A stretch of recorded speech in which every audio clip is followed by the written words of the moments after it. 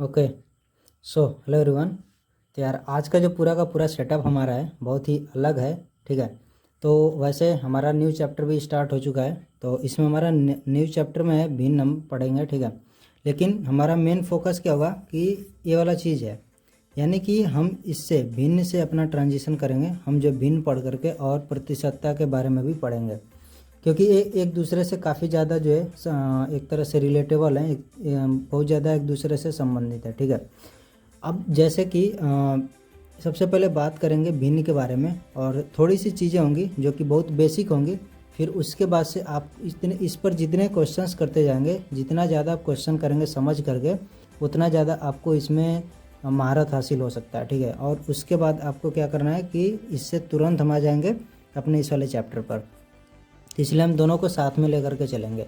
तो यहाँ पर जो है सबसे पहले आप लोगों ने भी भिन्न के बारे में थोड़ा बहुत तो जानते होंगे। जब भी हम कोई भी संख्या को इस तरह से a बटा b के रूप में लिखते हैं, ठीक है, यानी कि a क्या है, एक पूर्णांक है, b भी एक पूर्णांक है, इस तरह से जब हम लिखते हैं तो हमारा एक क्या चीज़ कहलाती है, यही कहलाती है भिन्न है।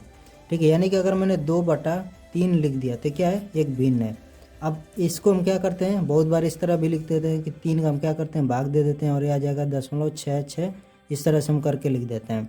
तो ये चीज़ भी हमारी क्या है, भिन्न है। और एक वीडियो में मैंने आपको बताया भी था कि इस तरह से हमारी जो संख्याएं होती है इनको हम भिन्न में, यानी कि परिमेय संख्या, वहाँ पर हमने ये चीज़ बताया था कि एक जो है इस तरह की संख्या अगर गिवन हो, दी हो, तो उसको हम परिमेय संख्या, यानी परिमेय संख्या का मतलब क्या होता है, परिमेय संख्या इसका मतलब होता है कोई भी संख्या जो कि p/q के रूप में लिखी जा सके, और जहाँ पर q जो है 0 के बराबर ना हो, तो ये वाली हमारी संख्या वो परिमेय संख्या कहलाती है। ठीक है, अगर जो है p/q के रूप में हम किसी संख्या को नहीं लिख सकते हैं तो अपरिमेय संख्या होगी। और इसके बारे में हमने बहुत अच्छे से डिस्कशन किया था कि क्या क्या चीज़ें हैं जो कि आपको परिमेय संख्या बताती हैं, और उदाहरण वगैरह भी हमने देख लिए थे पीछे की वीडियोज़ में, सभी ये चीज़ देख ली हैं। तो वही चीज़ है कि ऐसी संख्याओं को हम क्या करते हैं, इस तरह से बदल देते हैं। लेकिन इनका एक्चुअल में हमारे वास्तविक जो हमारी रियल लाइफ होती है, ठीक है, हमारे जीवन में किस तरह से हम इन चीज़ों को देखते हैं, इसके बारे में बात करें तो जैसे मान लो कि क्या है, मैंने बोला 1/2, ठीक है, ये चीज़ मेरे क्या है, एक भिन्न है। तो पहले तो ये चीज़ आपको समझना है क्या है, भिन्न है। अब इसका मतलब क्या होता है, इसका मतलब है कि एक का मैंने क्या किया, 2 भाग किया है।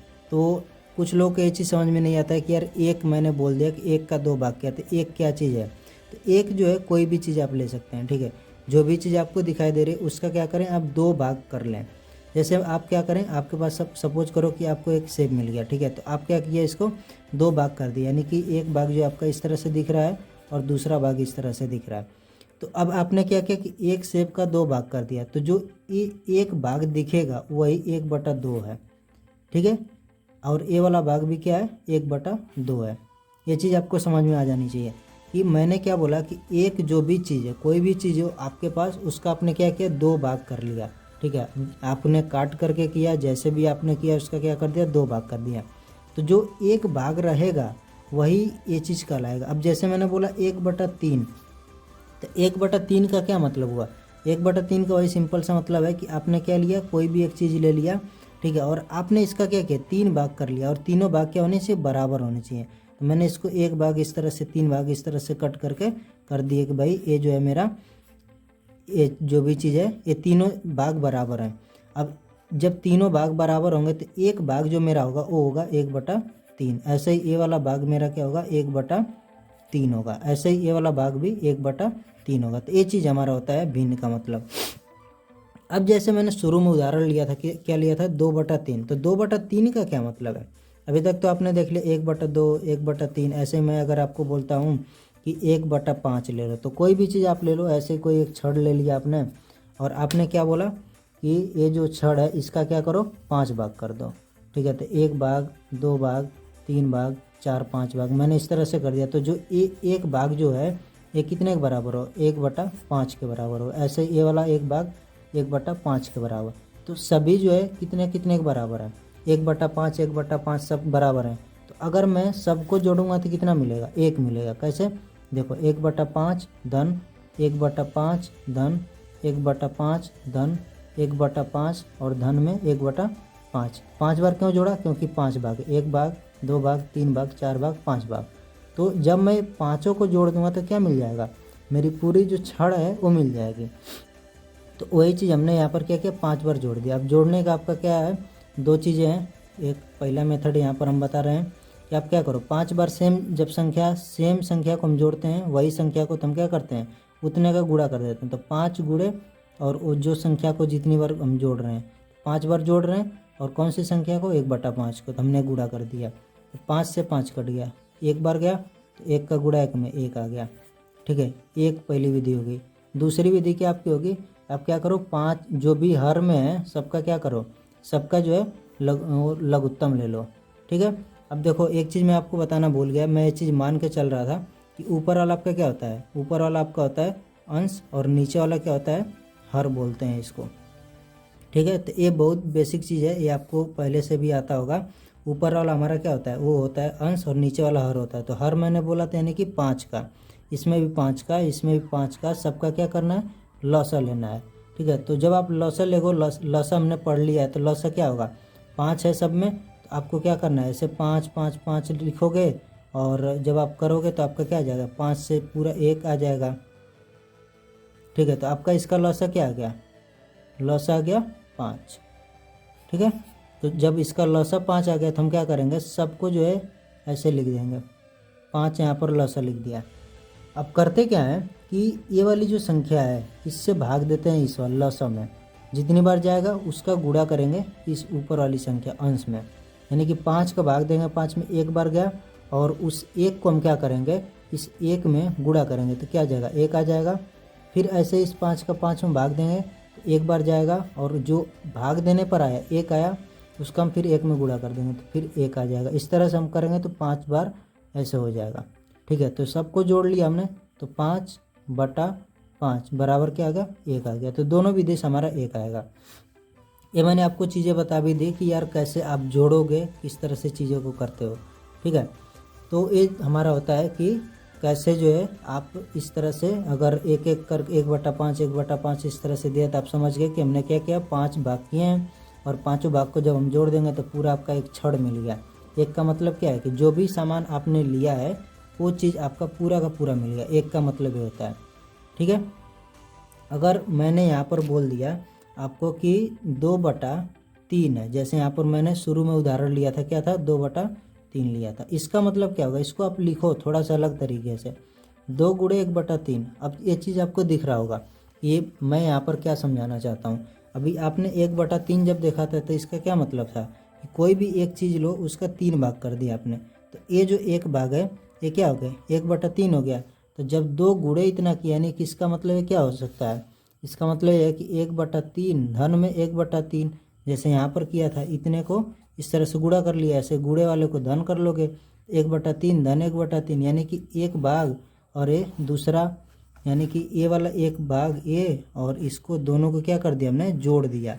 ये वाला जो चीज़ है वही है 2/3 हमारा हो गया। ठीक है, तो ये हमारा है 2/3।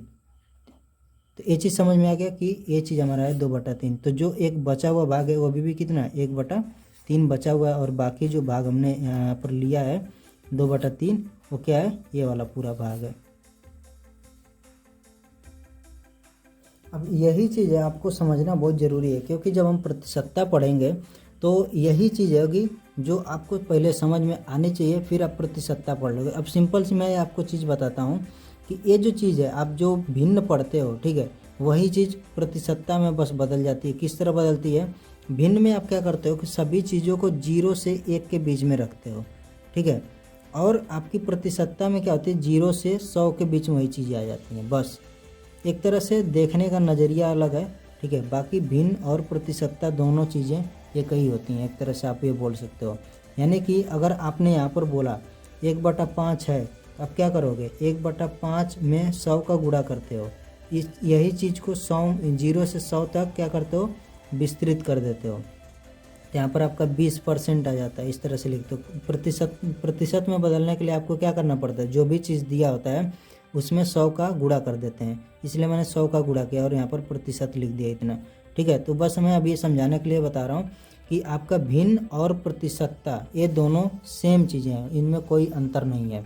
ठीक है, तो यहाँ पर अभी फिर मैं इस पे थोड़ा सा आपको और जोर दे करके बताना चाहूँगा। अब जैसे मान लो कि कोई चीज़ है, एक छड़ मान लो ले लिया मैंने, ठीक है, एक छड़ मेरे पास है और इसको मैंने किया 6 भाग मैंने कर दिए, ठीक है। तो अगर मैं बोलता हूँ कि यार ये वाला जो भाग है वो कितना है, तो ये भाग मेरा कितना हो जाएगा, टोटल 6 भाग हैं, तो टोटल कितने हैं, 6 भाग हैं। और एक पूरी छड़ को मैं क्या मानता हूँ, पूरी छड़ को मैं 1 मानता हूँ, ठीक है। तो मैं क्या करूँगा, एक जो है, एक का कितना भाग किया मैंने, 6 भाग, तो यही मैं बोलता हूँ कि एक का कितना भाग कर दिया, 6 भाग कर दिया। इस तरह से हमें लिखना पड़ता है, एक का मैंने क्या कर दिया, 6 भाग कर दिया। तो एक भाग जो है कितने के बराबर होगा, 1/6 के बराबर होगा। ये कुछ इसी तरह से पूरी चीज़ बताती है कि एक का मैंने क्या किया, 6 भाग किया, तो जो एक भाग है वो 1/6 के बराबर है, ठीक है। तो यानी एक भाग क्या हो गया, 1/6 के बराबर हो गया। ऐसे ही जब मैं 2 भाग को लूँगा तो क्या करूँगा, दूसरे वालों को भी जोड़ लूँगा, तो धन 1/6 हो जाएगा। अब ये क्या हो जाएगा, ये देखो हर जो है दोनों बराबर हैं, हर जब बराबर है तो वही काम मैं करूँगा, हर बराबर है तो 2 बार गुणा जोड़ रहे हैं तो 2 का गुणा कर देंगे 1/6 में, तो क्या आ जाएगा, 1/3 आ जाएगा, ठीक है। तो 1/3 आ गया। ऐसे ही मैं क्या करूँ, अगर मैं 3 को जोड़ूंगा तो ऐसे ही फिर मेरा क्या हो जाएगा, धन 1/6 हो जाएगा। और यहाँ पर क्या हो जाएगा, फिर 3 का गुणा हो जाएगा 1/6 में, तो ये पूरा आ जाएगा 1/2 यहाँ पर हो जाएगा, ठीक है। तो ऐसे ही मुझे अगर चाहिए 5 का, तो 5 का गुणा कर दूंगा तो क्या आ जाएगा, 5 गुणे 1/6 बराबर 5/6 आ जाएगा। और जो एक बचा हुआ भाग रहेगा वो क्या रहेगा, 1/6। अब मान लो कि मुझे जो है कुछ इस तरह से सवाल दे दिया कि वही जो छड़ थी आपकी, ठीक है, इसको मैंने ऐसे कुछ काट लिया और कुछ ये मानो कि सब बराबर कटे हैं, तो कितने भाग हो गए, 1 2 3 4 5 6 7 8 9 भाग हैं टोटल। और उसने बोला कि ये इतना भाग जो है कितना हो गया, 3 3 6, यानी कि 6/9 हो गया, ठीक है। क्यों 6/9 हो गया, क्योंकि जो है एक भाग तुम्हारा कितने के बराबर है, तुम्हारा एक भाग बराबर है 1/9 के, 9 भाग किया, पूरे एक छड़ का 9 भाग, तो 1/9 हो गया। और 6 भाग हैं तो 6 का गुणा कर दिया, तो क्या आ गया, 2/3 आ गया, 3 दूना 6 और 3 त्रिक 9, 2/3 आ गया। तो मैंने पूछ लिया कि ये जो बचा हुआ भाग है वो कितना होगा। तो आपको पता है कि पूरी छड़ कितनी है, 1 है, पूरी छड़ को आपने क्या बोला है कि भाई वो पूरी छड़ मेरी 1 के बराबर है, इतना बोल दिया आपने कि कितने के बराबर है, 2/3 के बराबर है। तो जो बचा हुआ भाग क्या रहेगा, 1 में से हम घटा देंगे 2/3 को, तो वही मिल जाएगा। तो हमें क्या मिल जाएगा, 3। और यहाँ पर जो लघुत्तम हम लेंगे। ऐसे जब हम घटाते हैं तो क्या करते हैं, इस तरह के घटाने को भी मैं बता देता हूँ। जब इस तरह का घटाना मिले तो आपको क्या करना है, यहाँ पर जो संख्या है इसका हर में भी कुछ लिखना पड़ेगा, ठीक है। तो यहाँ पर हर क्या हो सकता है, 1 हो सकता है, 0 नहीं होगा, क्योंकि कोई भी संख्या में आप कोई भी संख्या में 0 को भाग देंगे तो क्या है, परिभाषित नहीं है, तो आप 0 नहीं लिख सकते हैं, ठीक है। और 1 लिखोगे तो मान वही रहेगा, तो इसलिए हम क्या करते हैं, 1 लिखते हैं। अब 1 और 3 जो अभी हमने लघुत्तम लिया था उसी का हम क्या करेंगे, लघुत्तम लेंगे। तो 1 और 3 का लघुत्तम हमारा क्या हो जाएगा, 3 हो जाएगा, क्योंकि इनमें से कोई कटेगा नहीं, तो 1 गुणे 3 हमारा हो जाएगा, तो लघुत्तम 3 आ जाएगा। ये सारी चीज़ें लघुत्तम के बारे में मैंने बता रखी हैं, तो इसलिए मैं इस पर बहुत ज़्यादा टाइम नहीं दे रहा हूँ, ठीक है। तो यहाँ पर क्या हो जाएगा, 3 हो जाएगा। अब हम करते क्या है कि जो हर वाली चीज़ होती है ये चीज़ आपको समझना है, क्योंकि आपको जब भी जोड़ और घटाना वाली चीज़ें इस तरह से मिलेंगी तो आपको ऐसे ही करना पड़ेगा। आपको लघुत्तम लेना पड़ेगा सबसे पहले हर का, ठीक है। ये आप क्या करो, लिख लेना कि सबसे पहले लघुत्तम लेना पड़ेगा, ठीक है। फिर आपको क्या करना पड़ेगा कि हर से जो लघुत्तम आया है भाग देना पड़ेगा, फिर जो भागफल आएगा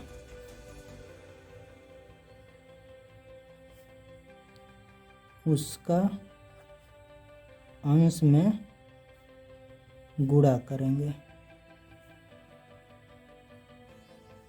ठीक है। तो ये चीज़ आपको लिख लेना है कि ये चीज़ करना है। यही काम करेंगे, हर काम क्या करेंगे, लौसा में भाग देंगे, तो कितनी बार जाएगा, 3 बार जाएगा, 3 हमारा आ गया। तो 3 जो आया है उसका किस में गुणा करेंगे, अंश में। तो 3 गुणे 1 गुणे 3 हमारा हो जाएगा। ठीक है, ऋण करेंगे। अब ये वाले हर का इसमें भाग देंगे, एक बार जाएगा और 1 का गुणा अंश में कर देंगे, कितना हो गया। अब 3 ऋण 2/3 बराबर 1/3 हो गया। ठीक है, तो आपका कितना आ गया, यहाँ पर आ गया ये 1/3। तो आपका जो यहाँ से यहाँ तक भाग था वो कितना था, 2/3, और बचा हुआ भाग कितना है, ये है 1/3। अब ऐसे नहीं समझ में आ रहा था आपको क्या करना है, एक भाग आपका क्या है 1/9 के बराबर है, ये वाला भी 1/9 के बराबर है, ये वाला भी 1/9 के बराबर, सबको जोड़ेंगे तो क्या है 1/9 सेम है, जुड़ रहा है 3 बार, तो 3 गुणे 1/9 बराबर क्या हो जाएगा 1/3। 3 का इसमें गुणा भाग हो जाएगा, तो 3 3 9 1/3 आ जाएगा। तो यही चीज़ हम दो विधि से निकाल सकते हैं। लेकिन बहुत बार सवाल में आपको इसी तरह से दिया रहेगा कि ये जो है कोई भी एक चीज़ है उसका पूरे में से आपने क्या किया, इतना भाग जो ये पड़ा है, तो बचा हुआ भाग क्या होगा, तो आपको इसी तरह से घटा करके निकालना पड़ेगा। ठीक है, तो हम जैसे जैसे सवालों को करते जाएंगे वैसे वैसे आपको बहुत सारी चीज़ें पता लगती जाएंगी। ठीक है, तो अब जो है इसमें एक आता है कि यार 2 भिन्न हमें दी रहती हैं, तो उनमें से पूछ लेगा कि कौन सी भिन्न बड़ी है, तो आप कैसे बताओगे। तो वहाँ पर जो है 2 विधि हमारी है। तो सवाल देख लेते हैं।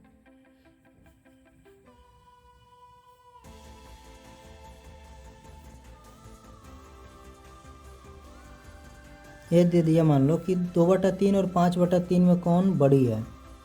ठीक है, आपको क्या करना है, पहला विधि आपका है, आप क्या करो 2/3 और 5/3, ठीक है, दोनों का तिर्यक गुणा कर लो।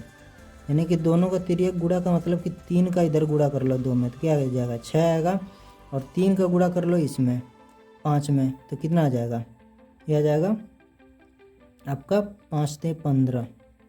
ओके, एक चीज़ अब यहाँ पर ध्यान रखने वाली चीज़ है कि ये इस तरह से आपका आ जाएगा, लेकिन जब भी आपको ऐसा दिखे यार इसका हर जो है समान है, तो आपको इतना भी कुछ करने की ज़रूरत नहीं है। ठीक है, तो हमें ये चीज़ का ध्यान रखना है बस कि अगर हर हमारा अगर सेम है, ठीक है, तो हमें जो है ये सब इतना भी करने की ज़रूरत नहीं पड़ेगा। हमें क्या देखना होगा, बस अंश को देखना होगा, कौन सा अंश बड़ा है, वो चीज़ हम बता सकते हैं कि हमारी कौन सी भिन्न बड़ी है। तो यहाँ पर हम डायरेक्ट देख करके बता सकते हैं कि हमारा जो है हर समान है, तो हमारा अंश जो है जो भी बड़ा होगा वो वाली भिन्न हमारी बड़ी हो जाएगी, तो हमारी वाली भिन्न बड़ी हो जाएगी। ठीक है, अब जो है जो हमारा हमेशा के लिए हर जगह लगेगा, वो जो हमारा मेथड क्या है कि आपको क्या करना है कि हर का गुणा कर लेना अंश में, और जिसका अंश में हर का जो है जिस वाले अंश में गुणा करने पर बड़ा आएगा वो भिन्न बड़ी हो जाएगी। तो यहाँ पर जैसे क्या करेंगे 3 का गुणा कर लेंगे इधर, तो ये जाएगा 6। ठीक है, तो ये इसका अंश क्या हो गया, पहले वाले का 6 हो गया, और दूसरे वाले का अंश क्या हो जाएगा, 3 का गुणा कर लेंगे 15 हो जाएगा, तो 15 बढ़ा रहा है, यानी कि दूसरी वाली भिन्न आपकी क्या हो जाएगी, ये बड़ी हो जाएगी। ये हो गया आपका एक मेथड इस तरह से। और दूसरा क्या होगा, अब डायरेक्ट क्या करो भाग दे लो, जैसे 2/3 है तो 2/3 में आप भाग दोगे तो क्या होगा 0.66 आएगा। ठीक है, और दूसरा आपका क्या हो जाएगा 5/3 है, तो ये हो जाएगा 1.66 होगा। तो 1.66 एक बड़ा है या फिर 0.66 बड़ा है, तो आप देख रहे हो कि ये क्या है, ये जो है 1 से कम है और 1 से बड़ा है, तो आपका जो है ये वाली संख्या बड़ी होगी। ठीक है, अब यहाँ पर थोड़ी सी चीज़ें और हमें डिस्कस करने की ज़रूरत है। क्या चीज़ें हैं, देखो जो भी यहाँ पर हम संख्या पढ़ते हैं, मैंने आपको बताया था भिन्न में हमारा क्या होगा, लगभग जो है अधिकतर संख्याएं आपको क्या मिलेंगी 0 से 1 के बीच में मिलती हैं, वो बड़ी भी हो सकती हैं। ठीक है, अब बड़ी का मतलब क्या होगा कि वो कुछ इस तरह से होगा कि 2.05 2.79 इस तरह से चीज़ें होंगी। तो एक क्या चीज़ें हैं, आप ये चीज़ हमेशा ध्यान रखना कि जो भी भिन्न वाली संख्या होगी उसको तुम जैसे x धन कुछ भी लिखा हो, तो x धन करके x दशमलव और यहाँ पर कुछ कोई संख्या लिखा हो, तो इसको आप क्या लिखोगे x धन, और यहाँ पर जो संख्या होगी वो 0 से 1 के बीच में ही आएगी, हमेशा आएगी। ठीक है, यानी कि अगर मैंने 100.23 इस तरह से कुछ भी लिखा तो क्या होगा 100 यहाँ पर हो गया, और धन में अब जो यहाँ पर संख्या है वो क्या होगी 0 से 1 के बीच में, यानी कि जो आपका ये है 0.23 है, एक यहाँ पर है, ये आपका जो है 0 से 1 के बीच में आती है। अब एक तरह से संख्याओं को ये भी देखो कि ये जो है आपका 0 होता है, ये आपका 1 होता है, ठीक है। जब बीच वाली संख्या की आप बात करते हो तो उसको बोलते हैं 0.5, 0.5 बोलते हैं। फिर ये 0.5 और 0 के बीच में जो संख्या आती है वो कौन सी आती है हमारी, 0.25 आती है, ठीक है। और 0.5 और 1 के बीच में संख्या कौन सी आती है, 0.75 आती है, ठीक है। तो ये चीज़ें आपको समझ में आनी चाहिए कि हमारी कौन सी संख्याएं बड़ी हैं। तो अगर मैं बोलता हूँ कि अब 0 से, जैसे देखो क्या होगा, एक और नंबर लाइन में बनाता हूँ, संख्या रेखा बनाता हूँ, इस पर मैंने यहाँ पर दिखा दिया 0, यहाँ पर मेरा इससे बड़ी होगी 0.1, ठीक है। इससे बड़ी क्या होगी, 0.2 होगी, इससे बड़ी 0.3 होगी, 0.4 होगी, इस तरह से 0.5, ये 0.5 देखो यही है, ठीक है। अब 0.6, 0.7, 0.8, 0.9 और फिर क्या आ जाएगा 0 ठीक है। अब आप बोलोगे कि 0.9 में क्या कर रहे हो आप, 0.1 जोड़ रहे हो, यही तो करते आए हो। इसमें क्या कहो 0.1 जोड़े, इसमें भी 0.1 जोड़े, ऐसे इसमें जोड़ोगे तो क्या हो जाएगा 1.0, ठीक है। तो यहाँ पर क्या आपका आएगा 1.0 और इसी को हम क्या बोल देते हैं, 1 बोलते हैं। ये चीज़ हमारा आ जाता है 1 है। अब जब भी आप गणित में यूज करोगे कहीं भी, आपको अगर 1.0000 इस तरह से लिखा रहे तो इसका कोई मतलब नहीं होता है। देखो फिजिक्स वगैरह में काफ़ी जगह आपका मतलब होता है, जब आप पढ़ते हो सिग्निफिकेंट डिजिट, अब हिंदी में क्या बोलते हैं अभी एक्चुअल में याद नहीं आ रहा है, ठीक है। तो वो कुछ चीज़ें होती हैं जहाँ पर आपको ये सारी चीज़ें ध्यान में रखनी पड़ती हैं, लेकिन जब आप मैथ में चीज़ अभी करते हो तो यहाँ पर इन सभी चीज़ों का कोई मतलब नहीं। तो इसको आप क्या करोगे, डायरेक्ट 1 लिख सकते हो, आपका कोई गलत नहीं होगा। लेकिन फिजिक्स में एक दो जगह जहाँ पर सिग्निफिकेंट डिजिट वगैरह हम पढ़ते हैं वहाँ पर हमारे इसका ज़रूरत पड़ता है, तो वहाँ पर आप इसको ये चीज़ नहीं लिख सकते हो, तब आपकी गलती होगी वहाँ, ठीक है। लेकिन अभी आप यहाँ पर ये चीज़ लिख सकते हो। तो क्या आप ये सोच रहे हो कि क्या मैं 2, 3, 5 को भी ऐसे लिख सकता हूँ, नहीं। ये चीज़ आपका जो है क्या बोल रहा है कि ये 1 के बराबर है, ये चीज़ होता है, ये नहीं है 1 के बराबर। अगर हाँ यहाँ पर 0.0 इस तरह से होता तो आप इस तरह से लिख सकते हो, 1.235 लिख सकते हो। बाकी बाद के जीरो हम नहीं लेते हैं, ठीक है। यानी कि अगर आपका दशमलव के बाद मतलब कि ऐसे जीरो हों जिनके बाद से कोई और संख्या ना हो, कोई और संख्या ना हो, तो हम उस जीरो को छोड़ सकते हैं। अगर यहीं मान लो कि 1.23 और 5, 0 फिर 7 होता, तब ये जीरो नहीं छोड़ सकते हम, ठीक है। तब ये जो भी जीरो है इसको हम नहीं छोड़ सकते हैं। लेकिन अगर यहाँ पर फिर 0 होगा तो ये जीरो को हम छोड़ सकते हैं। बस इतना संख्या को हम लिखेंगे तब भी हमारा सही रहेगा।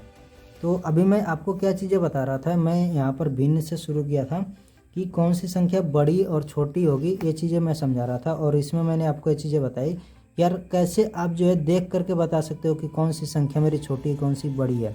तो आप यहाँ पर देख रहे हो 0.1, 0.2, 0.3 इस तरह से आपकी बड़ी होती जाती हैं संख्याएँ, ये सभी संख्याएँ बड़ी होती जाती हैं। अब मैं पूछता हूँ कि ये जो है 0.25 आपका कहाँ पर आएगा। तो आप जो यहाँ पर देखो कहाँ पर आ सकता है, ये 0.25 है, तो ये जो है कहाँ पर आएगा 0.2। अब देखो 0.2 का मतलब क्या है, इसको मैं लिख सकता हूँ 0.20, ठीक है, या फिर 0.2000 इस तरह भी लिख सकता हूँ। हमें क्या मतलब है, 0.20 से मतलब है, तो ये मैं लिख दिया। और 0.30 और ये आपका क्या है 0.25 है, क्योंकि 2 अंक तक का मुझे दशमलव के बाद वाला देखना था, तो इसलिए मैं 2 अंक तक कर दिया। आपको दिखाई दे रहा है कि 0.20, 0.30 के बीच में ही 0.25 आएगा। अब कभी भी हम जब पढ़ते हैं तो इसको ही मत पढ़ना 0.25, पढ़ने में ये चीज़ हमारा गलत होता है, इस तरह नहीं पढ़ते। दशमलव के बाद जो भी संख्याएं लिखी होती, जो भी अंक होते हैं, हम उनको एक एक करके पढ़ते हैं। यानी कि अगर मैंने लिख दिया 1.237, तो हमें यही चीज़ पढ़ना पड़ेगा 1.237, ऐसा नहीं कि 1.237। अगर इस तरह से पढ़ते हो तो वो गलत है, ठीक है। अब ये चीज़ समझना बहुत ज़रूरी है कि कौन सी संख्या छोटी होती है कौन सी बड़ी होती है, जब हम दशमलव में इस तरह की संख्याओं के साथ डील करते हैं तब। तो यही चीज़ मैं अभी बता रहा हूँ। अब मान लो कि मुझे और कोई संख्या मिल गई कि 0.6723 और मुझे मिल गया 0.6733, तो कौन सी संख्या भी इसमें बड़ी होगी। तो इसमें आप देखो क्या है कि 0.67 आएगा कहाँ पर। बस मैं ये चीज़ें आपको और अच्छे से समझने के लिए बना रहा हूँ, ये 0 होगा मेरा, ये 0.5 होगा, देख रहे हो 0.6 है, यानी कि 0.6 होगा, और ये 0.7 होगा, 0.8 और ये 0.9 और 1 होगा। तो 0.6 और ये कहाँ पर होगा, 0.7 के बीच में आएगा। अब देखो इसमें से बड़ी पूछा है, तो 0.6 बराबर 7, ये भी है 2 और 3। अब यहाँ पर जो संख्या कौन सी बड़ी मिल रही है, 3 बड़ी मिल रही है, 2 छोटा मिल रहा है, तो ये वाली संख्या आपकी बड़ी हो जाएगी।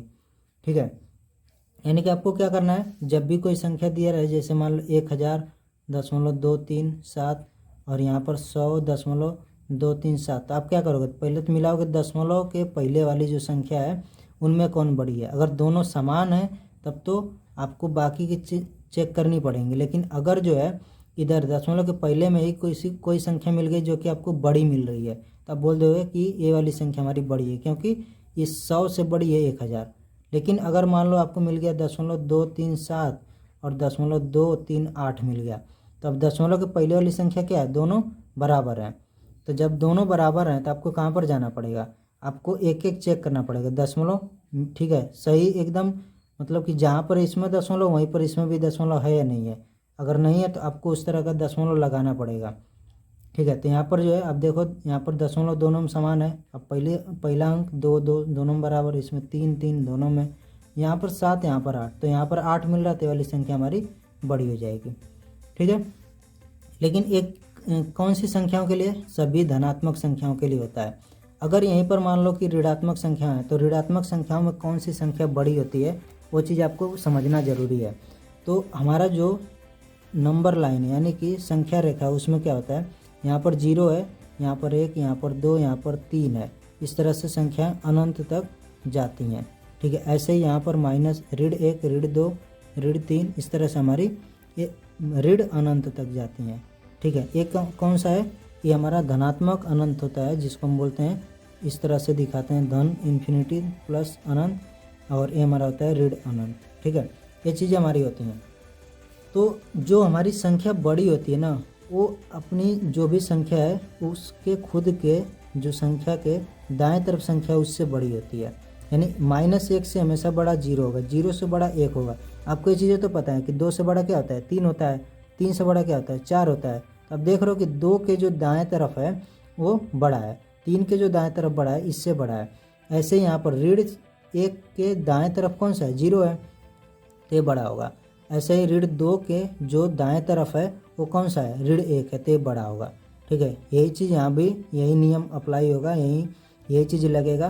तो आपको यह चीज़ पता लग गया कि जो ऋण में हमारी संख्याएं जितनी बड़ी हैं, यानी कि ऋण 1000 मैंने बोला और मैंने बोला कि ऋण 100, तो कौन सी संख्या बड़ी होगी। आपको पता है कि 100 जो है पहले ही मिल जाएगा, ऋण 1000 बहुत इधर मिलेगा, तो हमारी ऋण 1000 बहुत उधर मिलेगा, तो वो क्या आ जाएगी, ये बहुत छोटी संख्या, और ऋण 100 जो है ये इधर ही मिल जाएगा, इस साइड में 0 की तरफ, तो हमारा क्या आ जाएगा, यही वाली ऋण 100 बड़ी होगी। यानी कि इसमें जो हमें बड़ी दिखती है वो छोटी होती है, और जो छोटी दिखती है वो बड़ी होती है ऋण वाली में। इस तरह से समझ सकते हो। मैंने काफ़ी चीज़ें इसमें समझा दी हैं, कौन सी छोटी कौन सी बड़ी संख्या। यानी कि अगर मैंने लिख लिया 0.374 और इसमें ऋण 0.474 लिख लिया, तो कौन सी संख्या बड़ी होगी। आप क्या करोगे, पहले तो मिलाओगे। ठीक है, यहाँ भी 0, यहाँ भी 0, एक तो ऋण है, फिर दशमलव एक स्थान पर। ठीक है, और यहाँ पर आपने देखा कि यहाँ 3 है, यहाँ 4 है, तो जैसे आपने देखा कि ये छोटी है, आप बोलोगे कि यही वाली हमारी संख्या बड़ी होगी। ठीक है, तो इस तरह से हम क्या करते हैं, जो भी भिन्न होता है उनको हम देखते हैं कि कौन सी छोटी भिन्न है, कौन सी बड़ी भिन्न है। अब ऐसे सवाल भी पूछ लेता है काफ़ी बार, तो हमें ये चीज़ समझना पड़ेगा। और काफ़ी बार जो है सवाल में खुद जो है सवाल के अंदर सवाल में कहीं यूज हो जाता है। ठीक है, और मैंने ये चीज़ें आपके बारे में आपको जो बता ही रखा है कि अगर 7/10 है तो इसको हम क्या लिख सकते हैं, 0.7 लिखेंगे। अगर 7/100 होगा तो हम क्या लिखेंगे, 2 0 है ना, तो आप क्या करो 0.07, 2 अंक पर दशमलव लगाओ, 1 अंक पर दशमलव, ऐसे ही।